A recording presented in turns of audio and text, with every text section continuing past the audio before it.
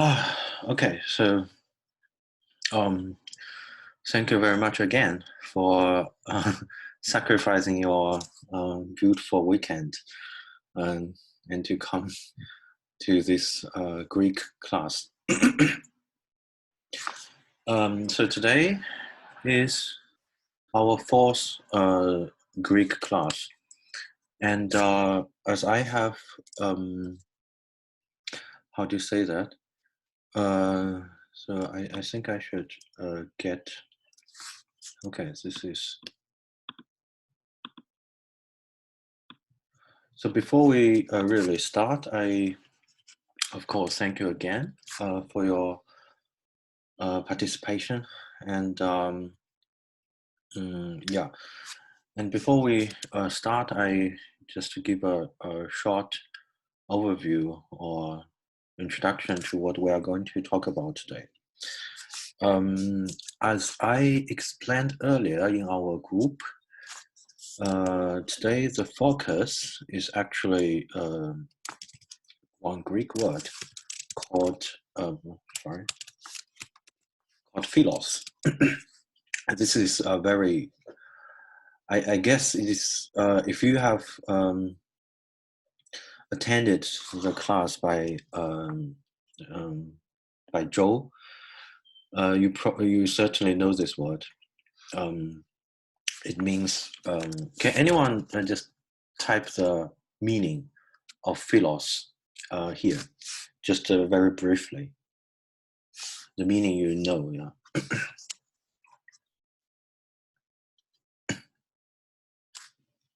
Oh, someone say it is love. And then, okay, friend. That's another answer. Okay. Okay, yeah, that's enough. Yeah. And we're going to talk about this word today. And then another related topic is the title of Ashoka, which we have already seen last time in our Sanskrit class. So the title of Ashoka is called, yeah, that's great, priyá.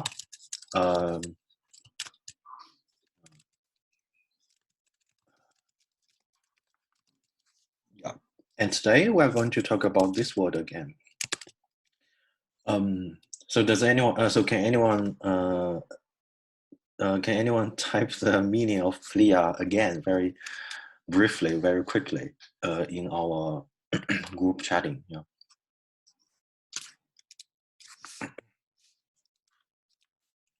What is the meaning of priyá? Okay, dear, and then love. Okay, yeah, great. Yeah, so this is basically. I know these two words look very simple and even probably too simple to cause your attention. Here comes. Okay. And for the explanation of these two words, which of course this is Homeric Greek class, so we will check some Greek texts and mainly Homeric Greek. And then for the Sanskrit word, so this is Sanskrit, we are going to check the Vedic Sanskrit to see what it looks like. So for philos, we are going to check Homeric Greek, namely the epics, and then so CF means to compare, compare. And then for Sanskrit, we are going to check Vedic texts. So okay, this actually how to say that? So I make it a little bit bigger.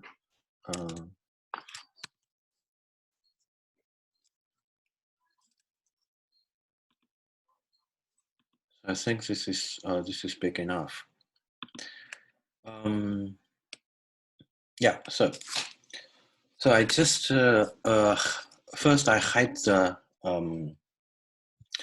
okay, I should put the translation together, yeah. So, so let's check the Greek text first. Don't worry, I will explain everything, yeah.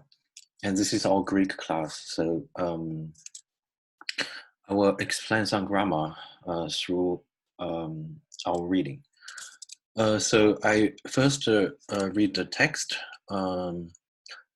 Phoenix ata gerae dio trefes uti me tautis, chreo times, froneo de tetimestai dios aise, he mixe para nusi coronisin, es ho cautme,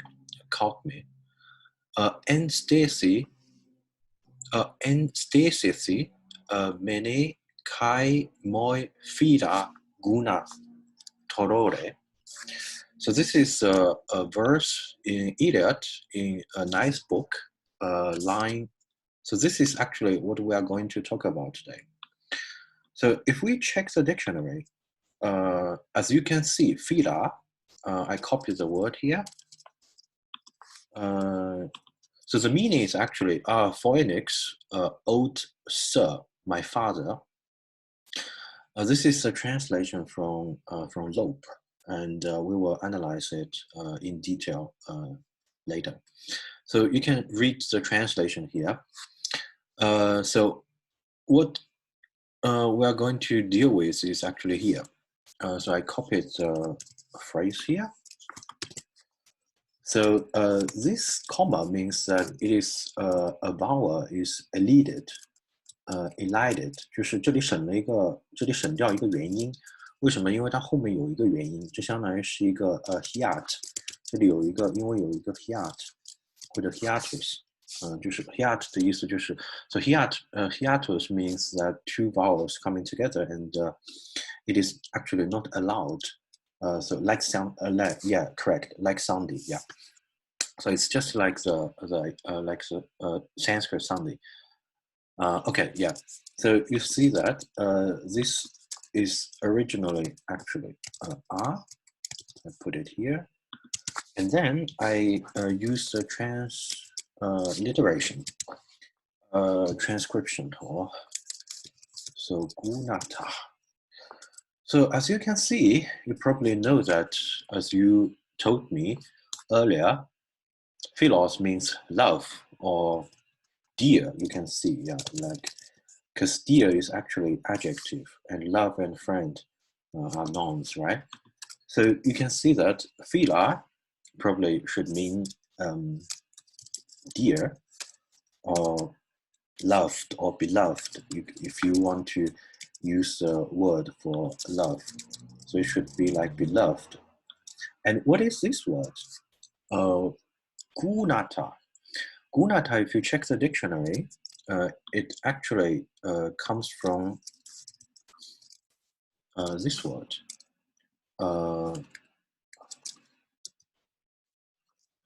It actually comes from this word called gonu. So I put it here. So this gunata is actually comes from gonu. And gonu has actually a Sanskrit cognate called janu. Yeah, janu. So janu means, does anyone know the meaning of janu?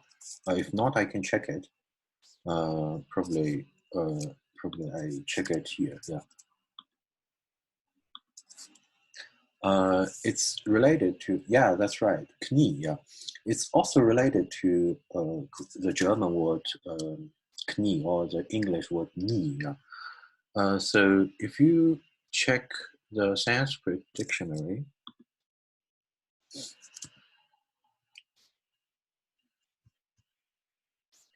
so actually this is this word called janu, and janu means knie or knee. Knie is German pronunciation. And then you see here we have Greek called gonu. Yeah.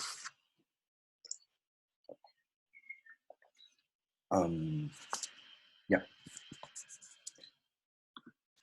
And okay, so what happens here? This means, yeah. So what happens here? You see, this is typical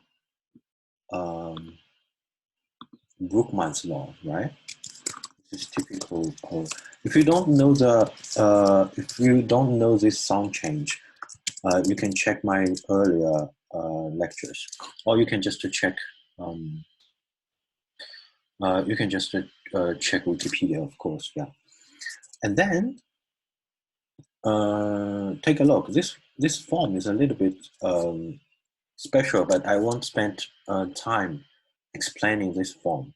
But keep it in mind, this form is actually secondary built. It is not the original plural.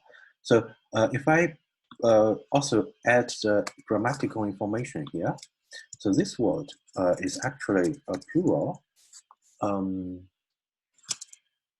a plural nominative and neutral, neutral. So this is neutral.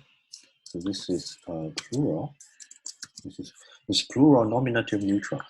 And of course, you know that for the neutral nouns, nominative and accusative, or nominative and accusative are the same.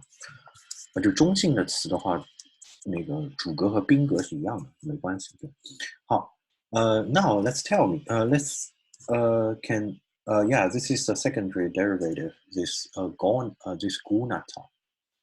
But I won't spend time explaining this form, but because it is not our point here. But keeping in mind, this plural neutral form is secondary built in ancient Greek. So now let's turn to this phrase. Can anyone tell me, dear or beloved niece? What's the point of beloved or dear niece? Does it really make sense to say that your niece are really lovely, or your niece are really dear, or your niece are beloved niece? Yeah. So this certainly make little sense, right? 就大家想象一下，中文你是不可能说亲爱的膝盖的，对吧？这个太搞笑了，对吧？有点非常搞笑的说法，对吧？就是亲爱的膝盖，对吧？没有人这么说的，对吧 ？OK， 就是如果说的话，也是很奇怪的说法，对吧？好 ，OK， so what happens here? What is this philogunata? If we check the translation, you see this word. So actually, this is a sentence. We just concentrate. No, this is not 尊惜. Yeah, it's nothing to do with. Beloved is not respected, right? Beloved is not respected. Okay. So this is actually a sentence, and phila gunata is the subject, and this is a noun. And this noun, what is the meaning of odore? If you check the dictionary, so I get the Indo-European verb dictionary. So this is actually the verb. The verb called, you can see, this is what we have here, right? Homeric Greek, sorry, wait a minute. Homeric Greek, odore, ist in Bewegung, dauert an. So it is, no, this is not a metaphor. I will explain it later. Yeah, this is actually our key point today. Yeah, yeah. Don't worry. Yeah, I will explain it. So actually, the Greek word odore is perfect of this verb form called onumi.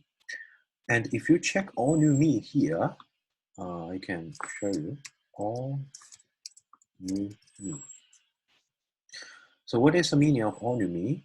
Onumi means to excite of bodily movement. So actually, it means that the niece was in movement. It is yeah, it was moving, it was in movement, it was excited, the knees were excited, right? And you have this verb also in Sanskrit. In Sanskrit, it's called setzt in Bewegung, setzt sich in Bewegung, or hat sich in Bewegung gesetzt. So actually, it means that put itself in movement. So it is moving. It is in movement, right? Okay, and pay attention. Perfect usually has the meaning of state.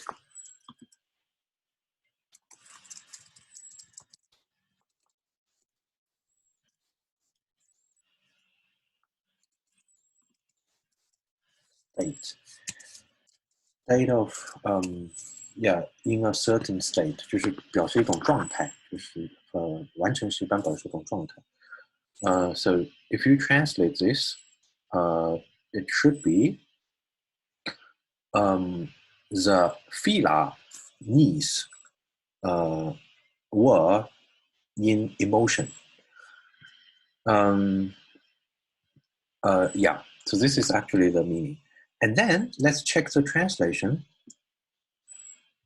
English translation is my knees. So there's actually no dear, right? No dear or no beloved. And then the German translation, meine Knie, this mir Hagen. So there's also no dear or lieb, yeah, of Deutsch. In German, it's actually lieb, yeah, right? Okay, so I will explain it later. And now let's turn to the second, or probably I can just mention this word. So this word means actually in movement, or it is urged, it is excited, or it is incited. So the English translation quick is actually not correct. It is not precise. It is not quick. It is actually in movement. So as long as, or so long as my knees are in movement. This is actually the meaning. And pay attention, fila, there's no translation of dear or love or beloved here. Now let's turn to another verse in Iliad. This is also Iliad, and book 3. So, tondos un eno isen Alexandros Theoides, en pro machoisi fanenta kate prege philon eto. And eto is actually heart. I can make it. So philon is heart. No, sorry, eto is heart. And in German, it is Herz. And then take a look again. Kate prege means panic, stricken. So very, how to say that? Yeah, panic stricken. He's astounded, or he's quite in panic, right? And you can see that also in the English translation, there is no mention of dear or beloved or anything similar, right? And also in the German translation, so this is actually the German translation, in seiner Herzen, so in his heart. So he was frightened, he was panic stricken in his heart. So this is actually. So can anyone tell me, based on this information, how should we translate fila? I just highlight this. Yes, that's correct.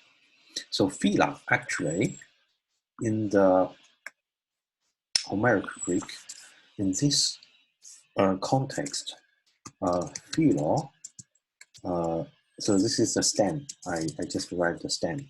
If you, yeah, I hope you can understand. So philo is actually, has actually the meaning of his own or one's own. Okay, and then let's turn to, so based on the, so actually, the Greek word philos means one's own. And then from one's own develops the meaning of dear. So your own father, your own friend, no, not friend, your own father, your own child, your own children are, yeah, they're certainly dear to you, right? They are beloved, they are leap for you, and they are dear, they are very precious to you, right? So this is actually the semantic development of philo, from one's own to dear. And then let's move on to the second point. And actually, if you check the dictionary, you also find the explanation. So let's check the Etymologisches Wörterbuch. Yeah, that could be right. Yeah, I, I yeah, yeah. You can check the, yeah, you can check the Chinese, of course. Yeah. So actually, if you check the dictionary, see, here is the meaning. I make it a little bit bigger. Yeah.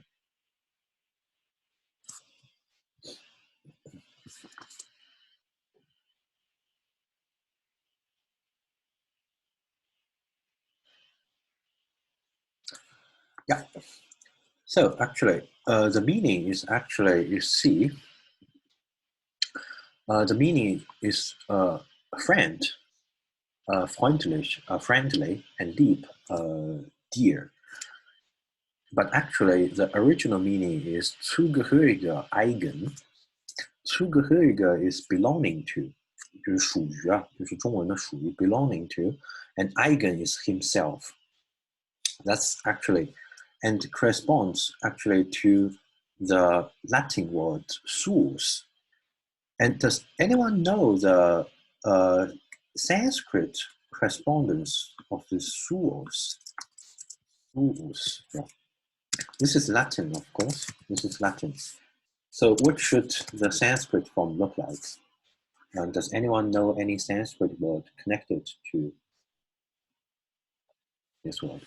So what does himself or oneself in Sanskrit? It's just, yeah, that's great. That's great. So this is actually sva. And then if we check the, wait a minute. So actually, sva is a very, how to say that, is well attested in Indo-European languages. And we also have this sva in Germanic languages. And let's check, for example, the Old Nordic. So this is, this is an etymological dictionary. I make it a little bit. Okay, so this is etymological dictionary of Old Nordic. Old Nordic. This is actually a Germanic language. Germanic language.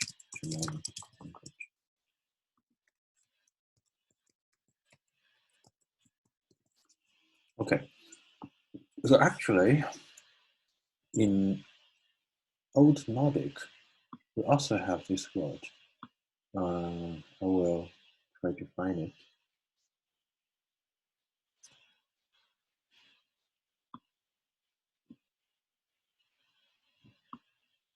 Wait a minute, I forgot to put a bookmark on the page.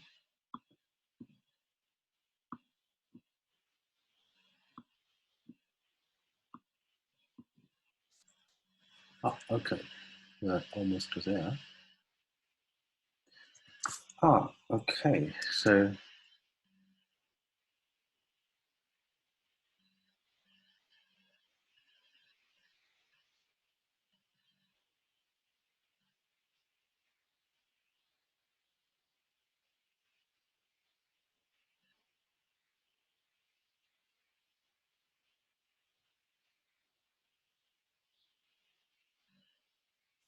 okay, so here, this is an old Nordic word. I put a here. So the old Nordic word is called svas. So in old Nordic, it is svas, and svas, you see, the meaning of svas is actually leap or taught, and leap is deer, right? And taught means familiar or belonging to himself, of course, yeah. So you can see the semantic development from one's own to dear, not only in Greek, but also in other languages, Germanic languages like this, yeah. If we have this original meaning in mind, then let's take a look of other words. So there's a word called φιλό-ξεινος, and φιλό-ξεινος, I put it here.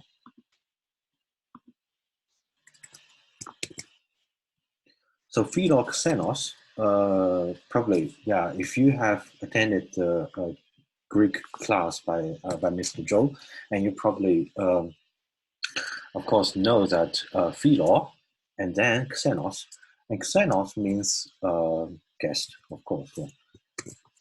Guest or foreigner, yeah, foreigner. And then philoxeno. So based on our previous knowledge, if you don't know the meaning of philo, original meaning of philo, you probably would translate philoxenos as loving guests, right? 就是非常好客，就是中文的话就好客。So loving guests, so he loves guests, right? But actually, this loving guests is not that correct. Especially, pay attention. This loving guests is too affective, yeah. Affective, so too emotional, right? 就这个词，就如果这样翻译的话，事实上是一种非常具有感情色彩的，就是有一种情感这种包含在里面。But originally, this is not actually so affective, so emotional. It actually refers to an ancient tradition, the hospitality tradition, that if some foreigner comes and then you take him or take her, I'm not sure if you can take it, animal, or yeah, I probably human beings, right? So actually, when a foreigner comes and then you accept him or her with your hospitality and welcome him, and then take him or her as your own member. So it actually refers to a social, how do you say that? It's kind of a social relationship for a certain society or group of people. So someone from outside comes, and then you receive him or her, and consider them as the member of your own society or your own group. And then from this neutral meaning, so originally this is kind of very neutral. One's own does not contain originally any emotions or feelings or something. It just points out the fact. This is your own. This is possessive, right? This is kind of a. This is actually possessive. This is not possessive. Possessive, right? Possessive. I'm not sure. Possessive, right? So this is actually originally possessive, and then from your own thing develops the meaning, which develops the meaning precious, which is valuable, which is dear, which is beloved to you, right? And for this philos, there are actually a lot of how to say that, bibliography or literatures you can refer to. And one of the most important is by Benveniste. So I can show you so this is the book we have already talked about earlier by Benveniste. Wait a minute, I'll show you the title of the book. So, by Émile Benveniste, called Le vocabulaire de l'institution Indo-European. So the vocabulary of the institution, Indo-European institutions. The institution you can understand like the social structure and the society and the community, something like that. And in this book, there's a chapter especially for Greek philos, and actually we can read the conclusion, because Benveniste first put a summary at the beginning of the chapter. So actually, so you can see the value of philos, Greek philos, is first valeur sociale. It's actually a social value. It does not, and lié en particulier à l'hospitalité. So hospitality, especially for hospitality. And at the very beginning, it's not so emotional, so affective. 不是非常的带有个人情感或者感情色彩的，就是一种社会阶层啊，或者不社会阶层，就是归属，这样 belonging to a certain certain group, certain society. Okay, so if you are interested, you can check the book by Benveniste. Yeah, I remember that I already sent the books to our group, the WeChat group, right? Okay. So this is the, and if you want to get English translation of this φιλό-ξεινος, so you should actually translate φιλό-ξεινος like φιλό-ξεnos, whose one's own is a foreigner. So can anyone tell me what is, if we translate φιλό-ξεnos as whose one's own is a foreigner, what kind of compositum or the compound is this? So in Sanskrit, you just choose it. In Sanskrit, we have tat purusha karma. So karma, and then bahu vrihi. So can anyone tell me 1, 2, 3?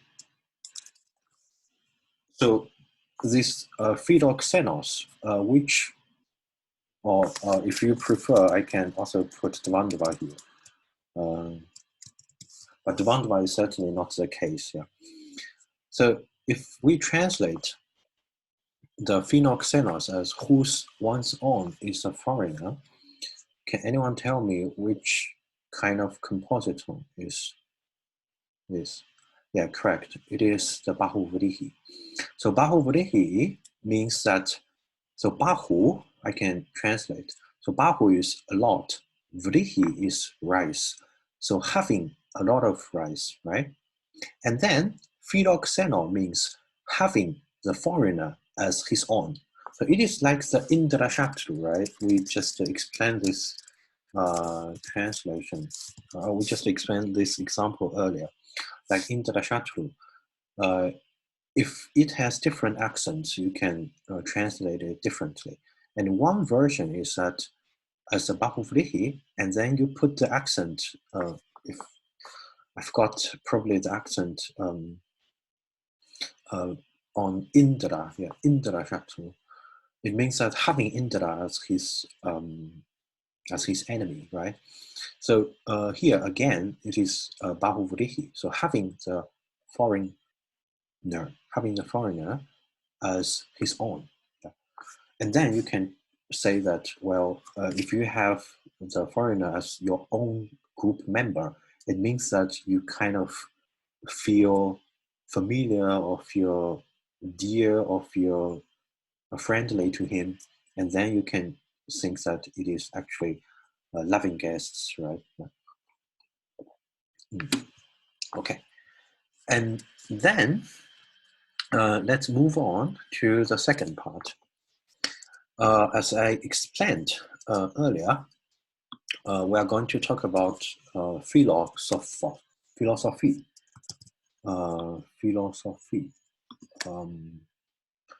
We're going to talk about the English word philosophy. And philosophy comes from Greek, of course, and the Greek word, not directly from philosophos. I mean, philosophers. Yeah, we have philosophy. We have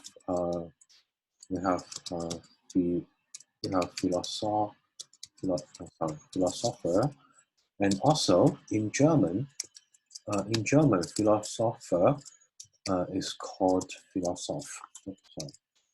Philosoph. Yeah. So I assume that you all know what is Chinese translation, right? So this word comes from the Greek word called philosophos.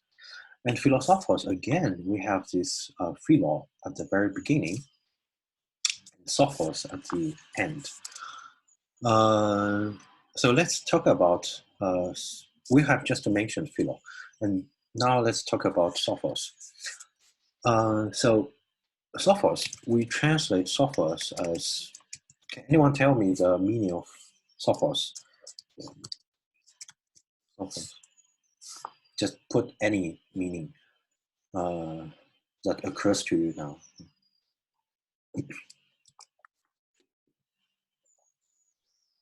Oh yeah, great. One meaning, right? Sage. Clever, yeah. So you take it as a adjective, right? Wisdom, right? Yeah, great. Yeah, this is actually what we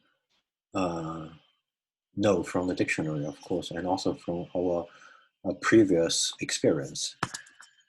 And then my question is, wisdom and sage, like the lishi, right? So if you say lishi, so if you say sage, probably you think about the lishi, the Vedic word lishi, and then wisdom. So what kind of wisdom does Sophos refer to? If we want to answer this question, we have to check the texts. So check the dictionary, right? So there are several possibilities. Of course, we can check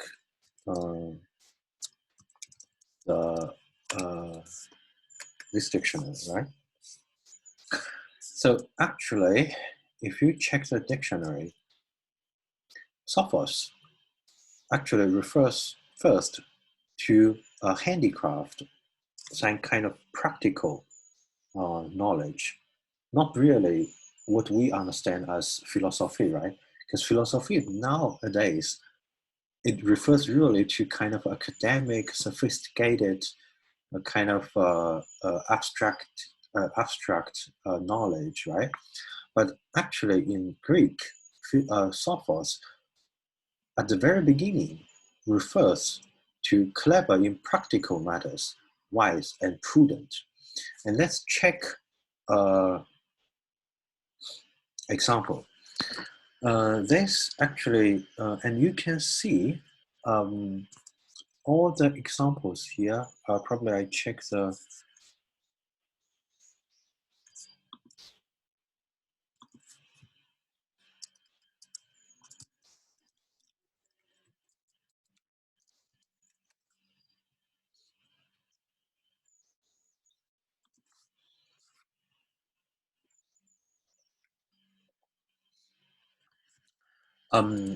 so you can see, there are a lot of examples of sophos, but it's a pity it does not occur in Homer. Let's search, for example. If we have in Homer, it really,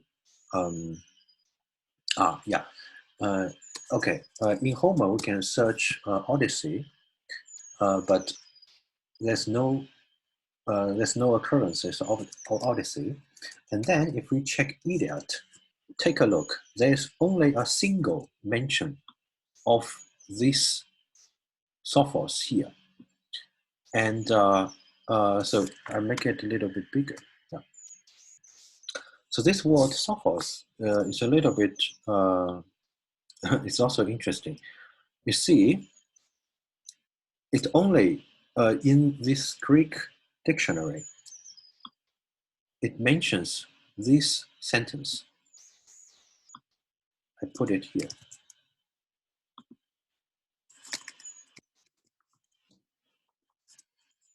So what do we have here? So it means that sophos does not occur in Homeric Greek. Sophos not attested in Homer. And we only have Sophia, the abstract, and the verb from Sophia. But it is recorded as an ancient VL. And VL means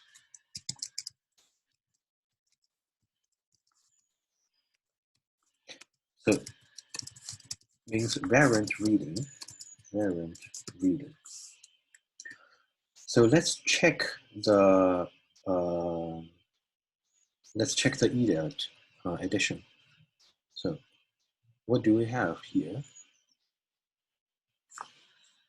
So this is the text of Iliad, and you have to keep it in mind. This is a very important edition by Martin West. If you want to check Iliad, you have to check West, but you also have to check another edition, which is by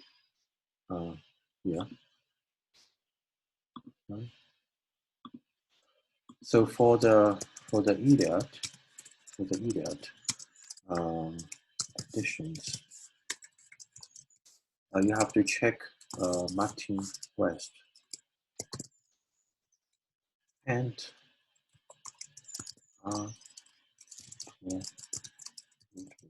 this is important. You have to keep it in mind, these two names, if you want to study Homeric Greek or Greek in general.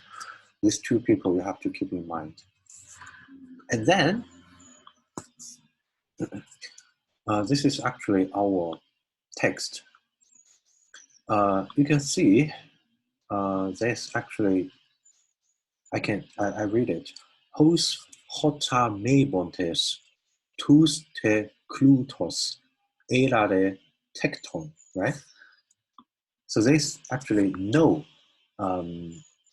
sophos, right? There's no sophos.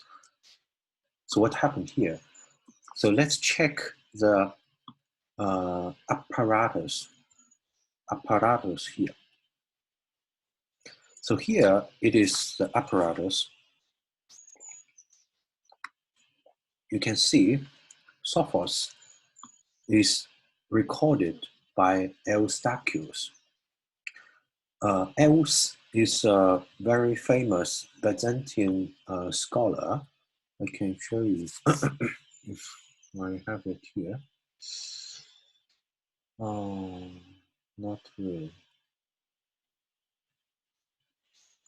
Ah, yeah, okay. So I searched it earlier. So this is a very famous Byzantine scholar, classics or scholar for Greek and Latin, or Greek, of course, yeah, called Eustachius, and it comes from Thessaloniki, and he wrote a commentary on Homer's Iliad and also Odyssey. And check, actually, in his notes, or in his version of Iliad, he mentioned Sophos era de tecton.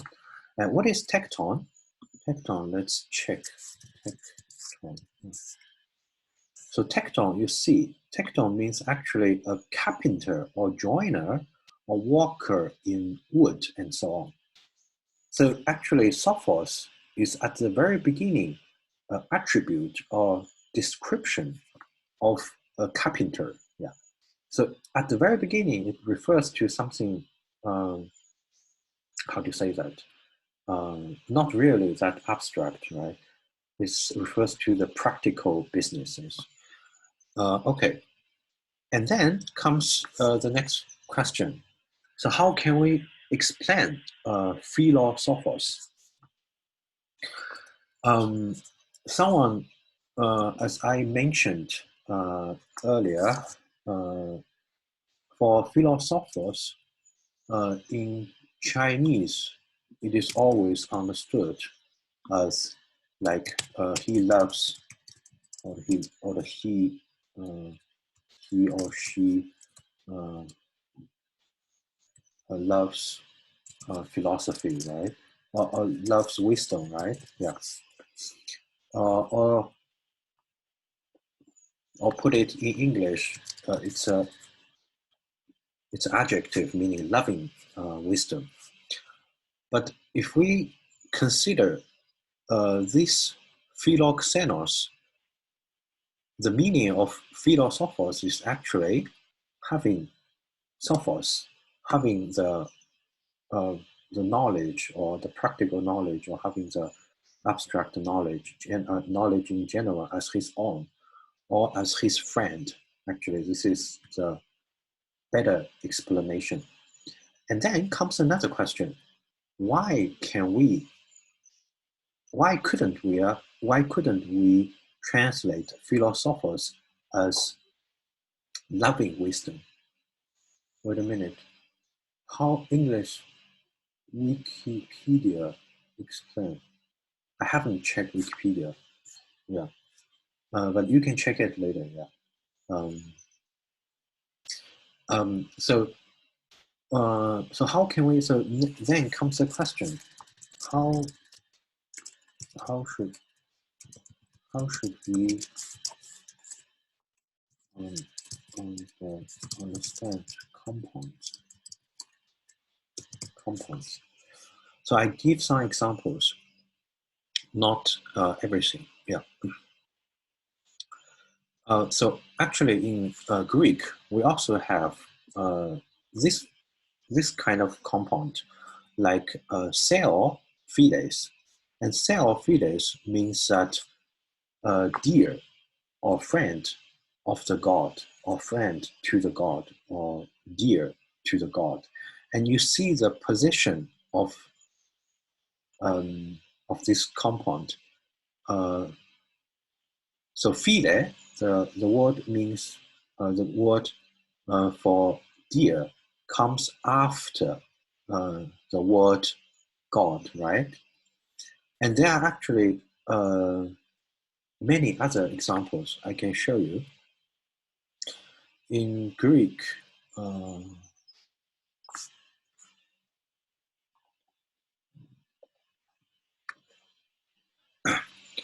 if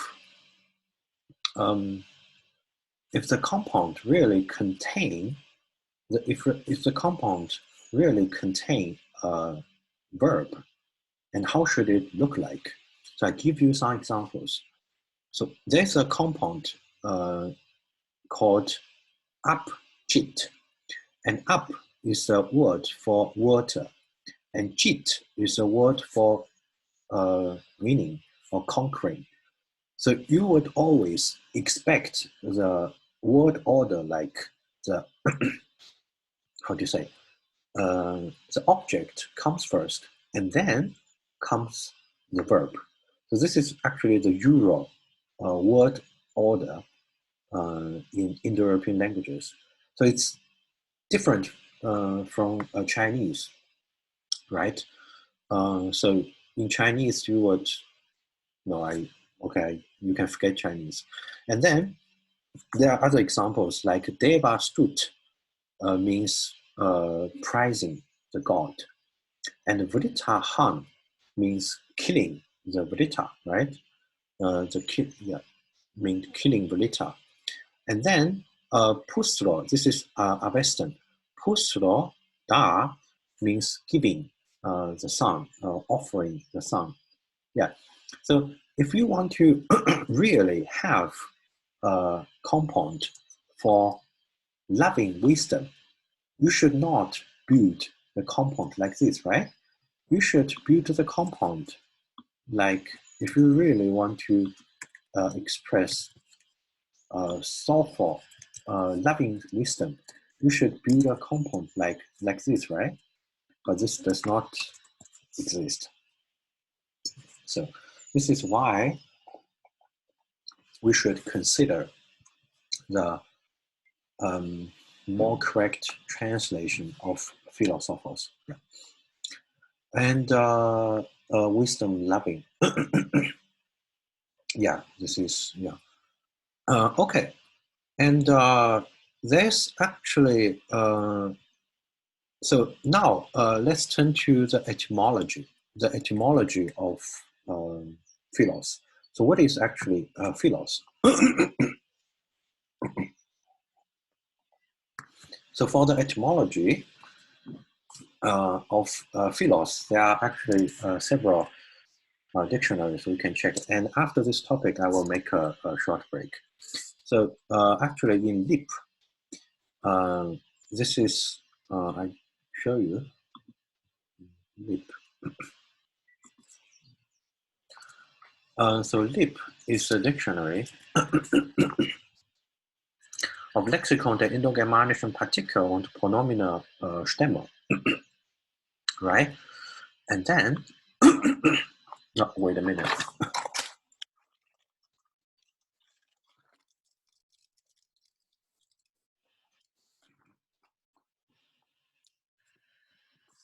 So actually, what is actually philos? So let's check it. So philos actually contains two parts. Let's explain the etymology of Greek philos. So actually, philo comes, this is a stem, and you can see that there are two parts, right? And phi actually comes from billîh. So it is a very important sound change in Greek that the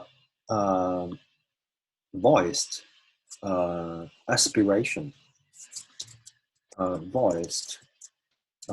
aspirated labia turns into voiceless, aspirated.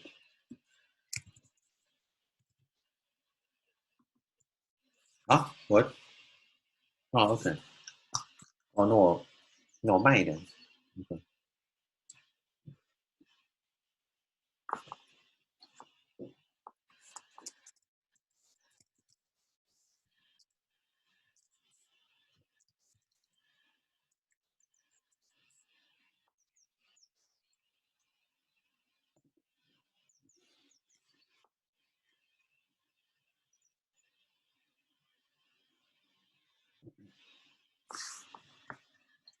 Does it get better?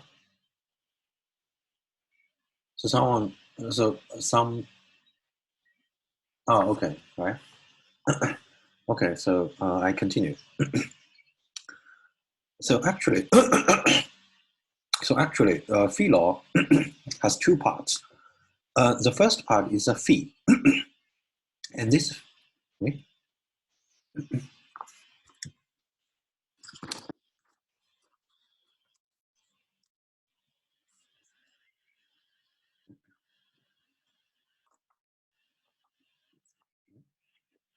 What happened? My screen just stopped.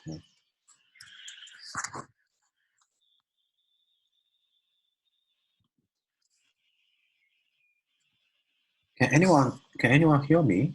Because my screen just stopped. Oh, okay. That's really strange. Okay. Oh, wait a minute. Ja, bitte. Ja, ich habe. Ah, okay. Ah, okay.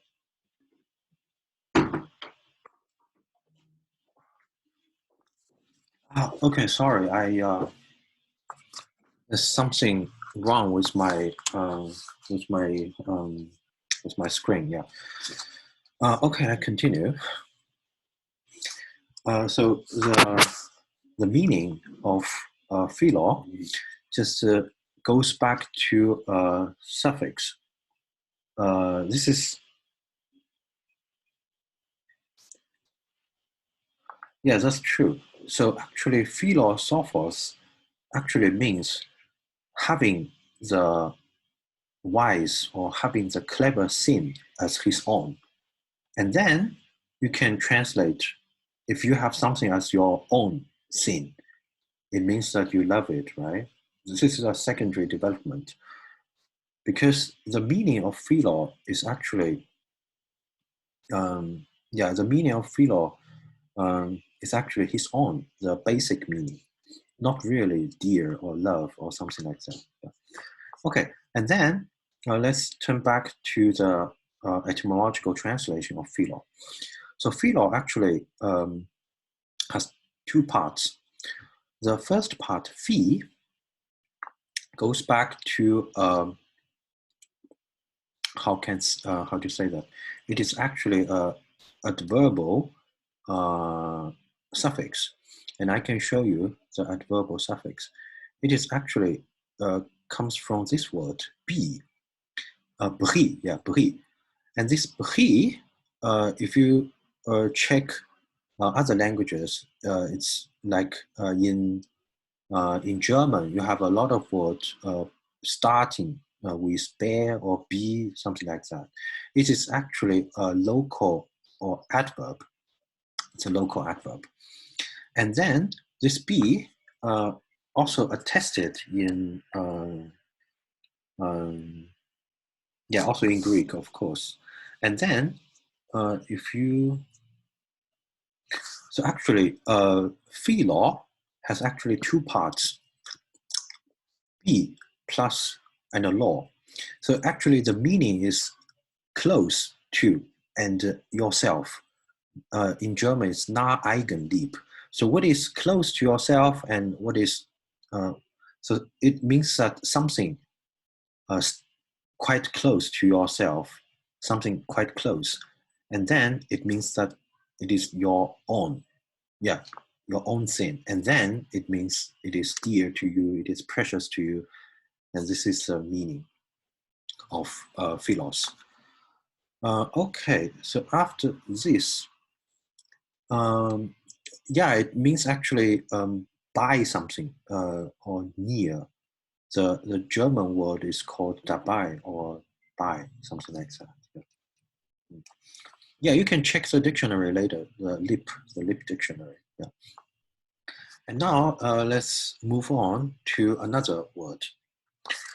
So this philo has actually a very interesting correspondence in German. So actually in German, in German, New High German, you actually have a word called billîh. Billîh means actually, does anyone know the meaning of billîh? At first, something is billîh, something is, yeah, great. Billîh means actually cheap, yeah. But if you, but actually in the modern German, if you buy something, so it's actually modern German situation. If you want to buy something, you can use two words to describe the price is low.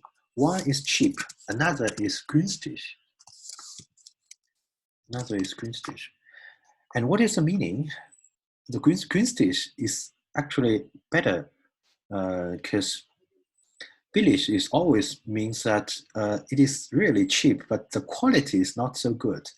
And günstig means that actually in Chinese, 物美价廉. Günstig actually means it is not expensive and the quality is also good. But if we check the German, German dictionary, I can show you. So let's move to the next word called billîh. So billîh, if you move on, billîh actually is connected to the how to say that? Wait a minute. Yeah. Wait a minute.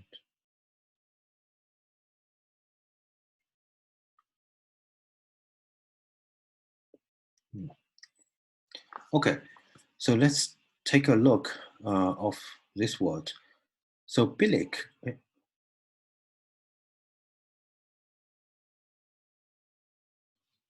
I see.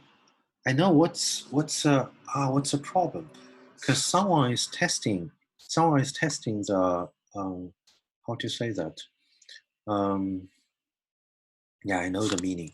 I know why. I say that something happened. Yeah, someone is working at home to repair how do you say that, electricity or something like that. So let's move on to this word. So billîh.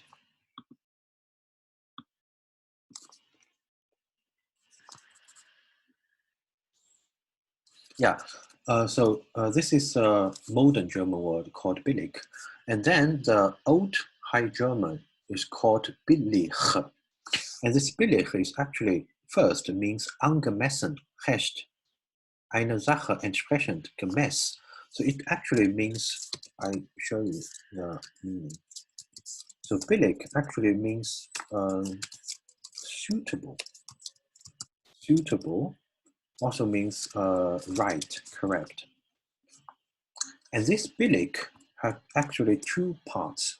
And the first part, beer, okay.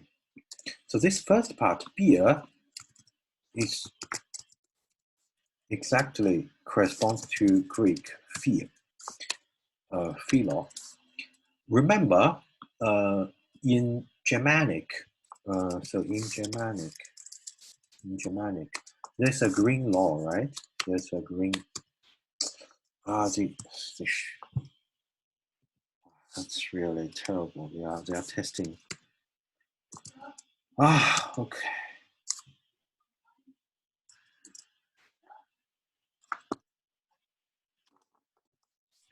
Wait a minute. Sorry, today is a little bit chaotic. They are testing. I didn't know that they are testing now.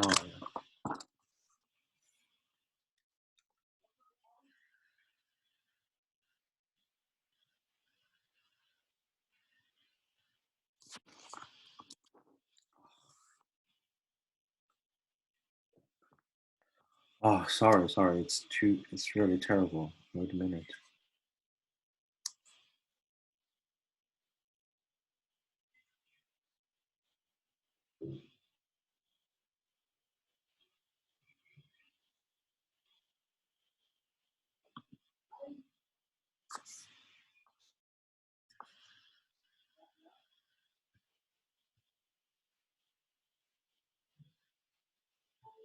Yeah, probably let's have a break. Yeah, probably let's have a break. Yeah. Sorry for the interruption. I didn't, because they told me to. So let's have a break. Okay. Yeah, actually, I prepared a joke today.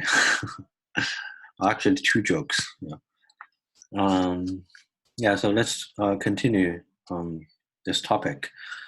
So as I mentioned to you, the Greek word philos is actually connected to the Germanic word for cheap, and it is actually not really. It is not. It is. It is actually not really cheap at the beginning. It actually means suitable and right, and it comes from the meaning himself, or no, not himself, oneself, belonging to oneself. So which belongs to yourself is the suitable thing, right? Okay. And then the joke is there's actually a name in Celtic languages. So if we check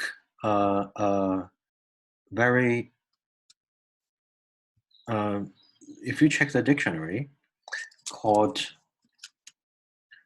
by Alfred Holder, called Altkeltischer Sprachschatz. So it is actually a very big Celtic dictionary. It has about 3,000 pages, 2,700 pages. And then there's actually a name called billîh, yeah, billîh, yeah. So it is, my joke is that our favorite, not favorite, our important website, billîh, has a very incidental, there's a name. So the joke is that, do you know the meaning of billîh? It actually means, so there's our, this is our beloved B station. So there's actually a Celtic name. And this Celtic name, to be specific, it is actually also attested in Celt-Iberian. Yeah. And then, what does this name mean? Billîh, it is actually a reduplicated, check it. It is actually the reduplicated form of billîh. Reduplicated form of billîh. And what is billîh? Billîh means la très bonne, la très heureuse. So the very good, the very beautiful. So actually billîh means very, very beautiful, or very, very good, very, very billîh actually means very, very good, very, very lucky. Yeah. This is actually my joke. Yeah.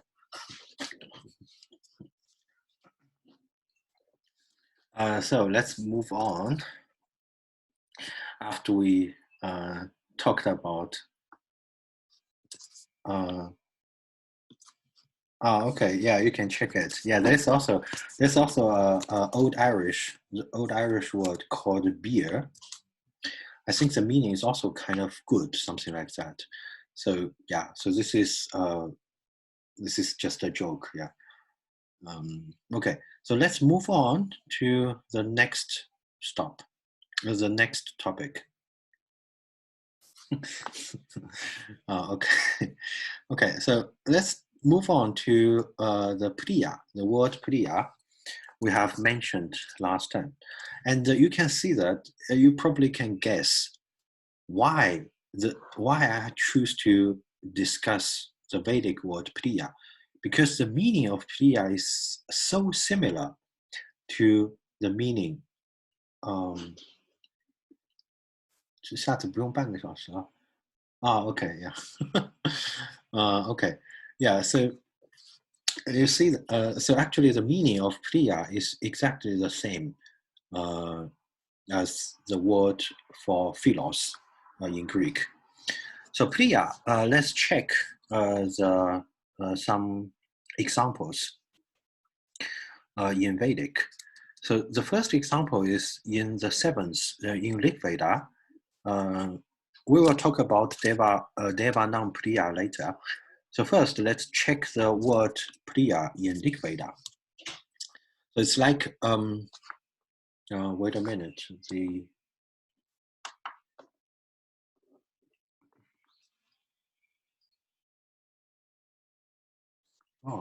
wait a minute, they finished the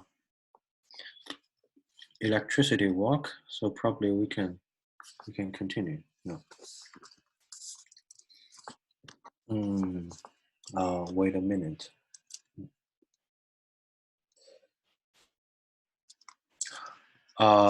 Yes. So let's check the Vedic example first.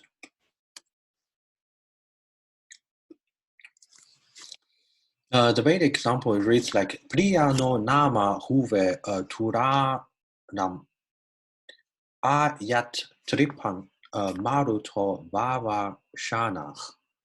And then, so we can just read the translation.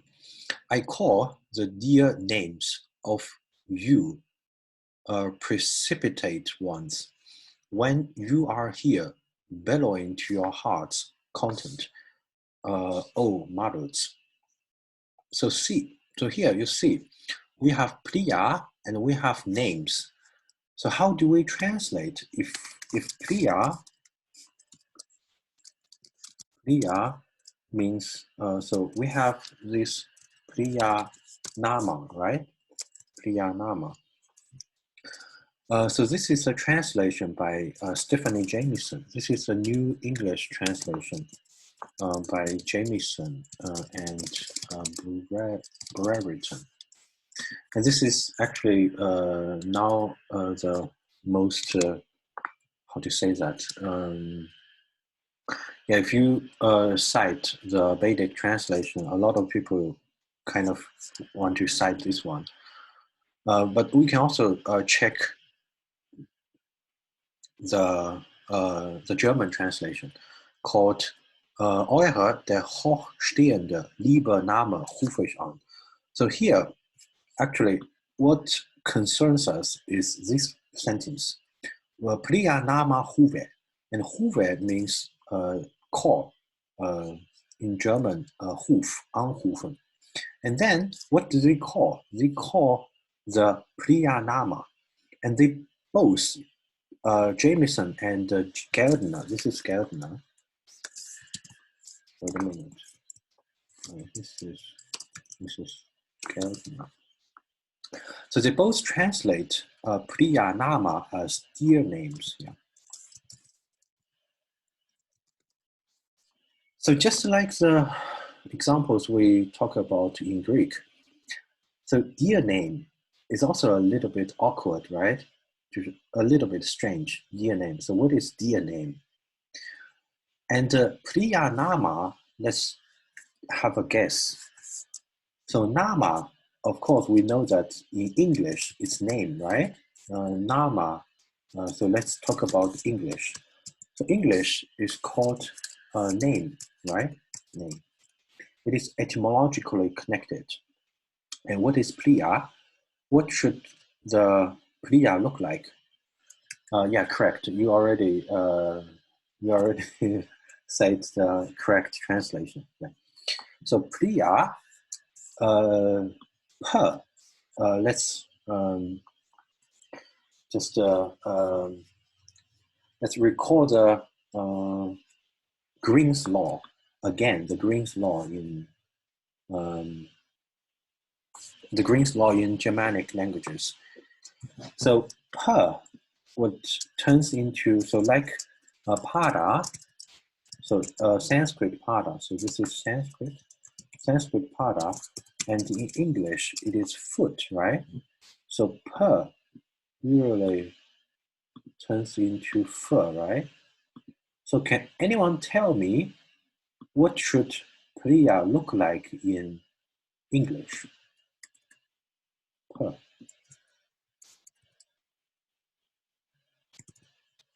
So what should priyá look like? No, priyá is just free. Yeah? So priyá is actually English free. Yeah. Yeah, correct, friend. Yeah.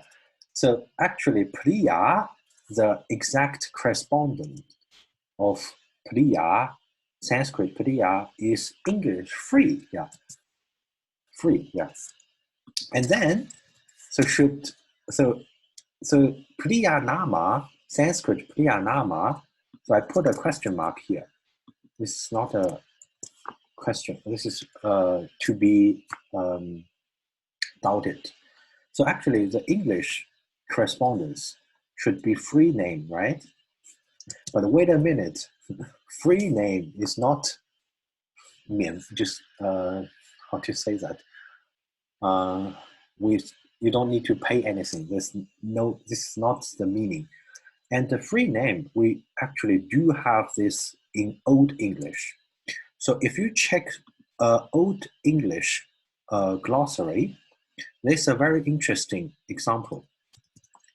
So in Old English, free name is called freonaman. And what is so actually in Old English literature, there's a lot of glossaries. There are a lot of glossaries. So they read Latin text and they kind of put the Old English translation beside it. So English freonaman means actually cognomine. And what is cognomine? This is Latin, of course. So let's check it in Latin dictionary. So cognomine, what is cognomine? Cognomine is family name. So what is actually a free name? Free name actually means a family name. And then it's really kind of weird, right? Free, yeah, English free. Can free has anything to do with family name? So what is the point here? So again, the point is, if we check the dictionary, we check the etymological dictionary of Sanskrit priyá.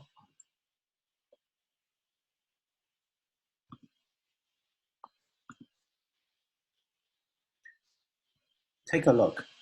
So this is actually the Sanskrit word priyá. Priyá means dear, wished. Take a look. It actually means originally eigen or zu den eigenen Gehörigen.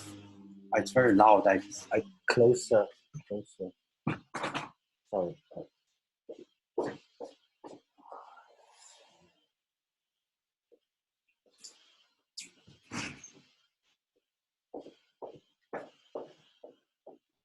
Sorry, today there are a lot of distractions. Yeah.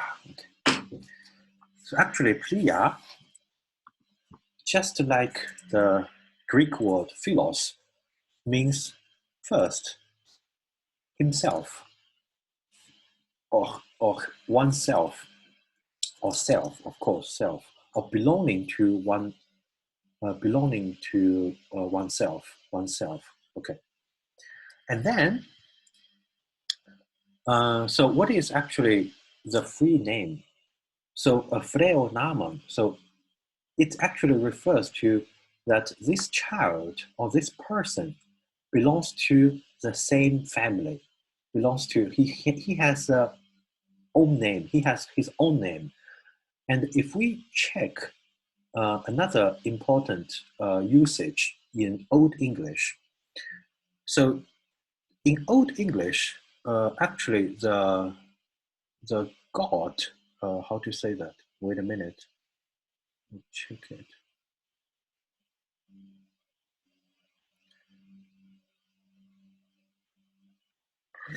Wait a minute. So so actually in Old English, yeah, give a name that you can change it, but the family name is so family names means that you belong to the family, right? It belongs to the same group, the same family. Yeah. Okay. And let's take a look of wait a minute. I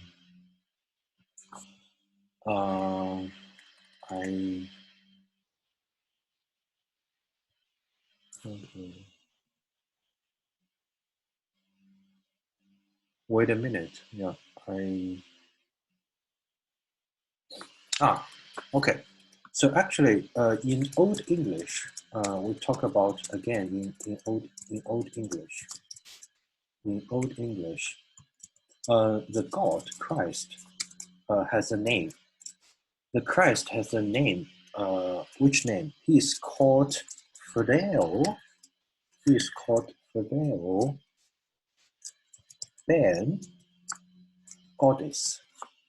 So in Old English text, like the Bible, Jesus Christ is called Freo Ben, Goddess.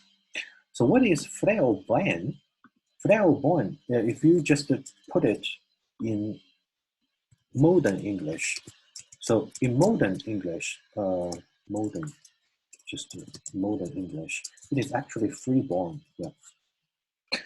But freeborn has already changed its original meaning. So original meaning is that a born is actually like the Sanskrit word jata. Born is like jata. Jata means born, the person born. So it is actually the child. So actually, originally, Freo Ben Goddess means that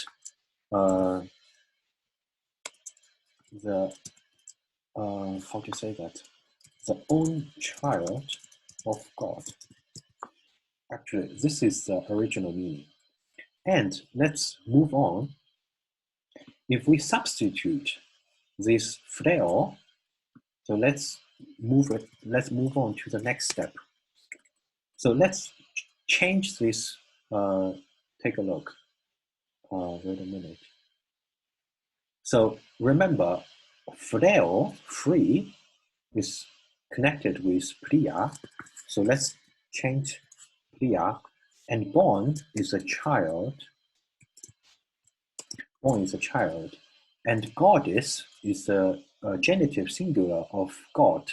So what is the genitive plural of God? So you see, this is exactly the title of Ashoka. So here you see that actually the name of Ashoka, or the title of Ashoka, Priya Devana, means that he is actually the own member. He belongs to the group of gods. So he is the own person, or he is the own figure of the gods. He belongs to the gods. So this is again like the philos. Priyá originally is not that effective. It expressed actually the social, or the how to say that, the relationship between two groups. And if someone belongs to a certain group and he is a priyá, he is his own, the group belongs to the group. So this is actually the meaning. 就是 priyá 这个词原来不是那个，原来根本的意思并不是所谓的亲爱的或者是朋友啊之类的意思。它原来的意思就是表示一种关系，就是它属于一个特定的群体，然后呢，它被这个群体所接纳也好，就是属于这个群体也好，所以代表他的身份，大概是这样的意思。所以阿育王他的名字原来事实上是表示他是相当于属于神这样的一个意思。就这种观念，其实就是怎么讲呢？就是帝王一般把自己比作神，的儿子也好，神的那个成员也好，这是非常普遍的一种观念，对吧？中文也会这么说，对吧？So the idea of kings belonging to the group of gods is kind of a widespread idea, not only in India or in Germanic groups, Germanic people, but also in China, right? Yeah. Okay, then the last point, and then we stop here. So probably then you would know that,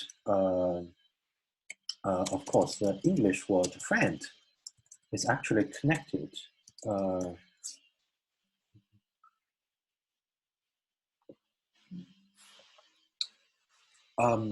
His family name.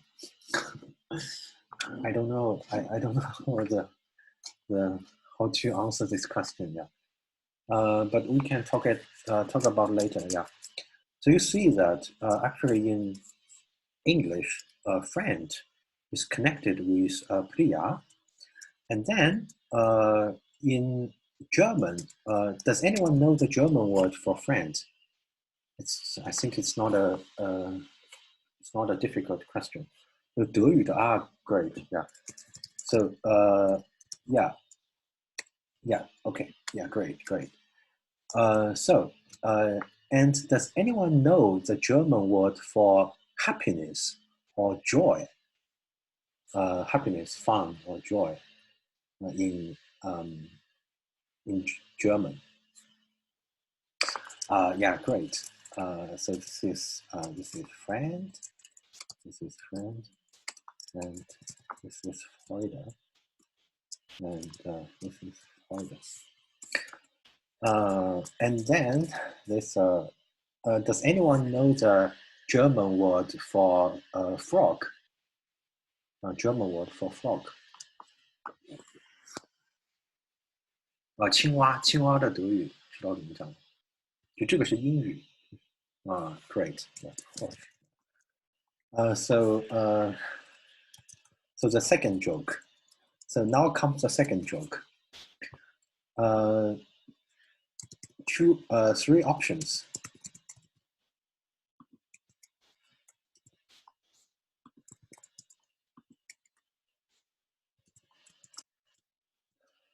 So the first option, the second option, the third option, independent, right? Independent. So the second joke, yeah. This is not really a joke. It is actually a question, yeah. So the first choice, joy, is connected to friend. The second possibility, joy is connected with frog. The third possibility, joy is independent and has nothing to do with frog and friend. So what is your guess? So 就是欢乐呢是和朋友有关呢，还是欢乐呢是和青蛙有关系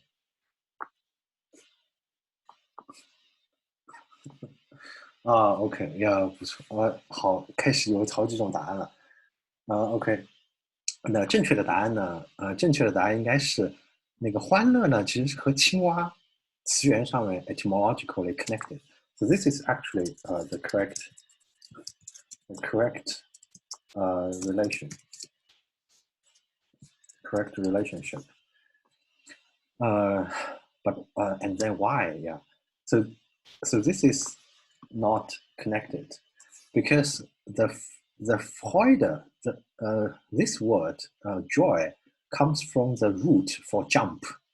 So this comes from the word for so they all comes from the so frog and joy, they all comes from the root for jump, and the word for jump in Proto-Indo-European is priyá, like this. So this is a word under joy and frog. 就是青蛙跳得很高，或者青蛙很喜欢跳嘛。然后呢，欢快这个也是和跳也有关系啊。对 ，OK, this is actually the final joke. So this is actually for today, and it is not really a Greek course, but I try to explain some interesting words, and I hope it is also interesting for you as well. So before we stop, let's make a short summary of today's topic. So today I explained.